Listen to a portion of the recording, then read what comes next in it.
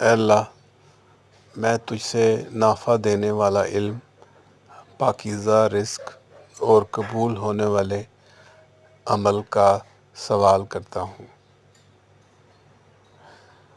حدیث میں ہے، نبی کریم صلی اللہ علیہ وسلم صبح کی نماز کا سلام پھیرتے تو مذکورہ بالا دعا پڑھا کرتے تھے۔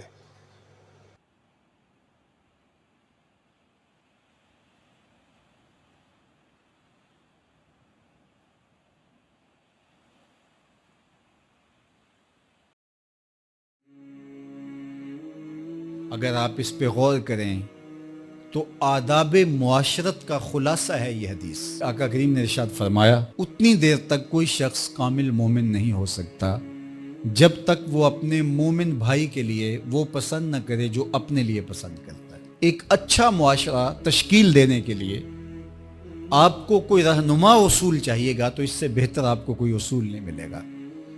اپنے لیے بہرحال بندہ بہتر ہی چاہتا ہے۔ صحیح البخاری باب نبی صلی اللہ علیہ وسلم کے دن اور رات میں استغفار کرنے کا بیان۔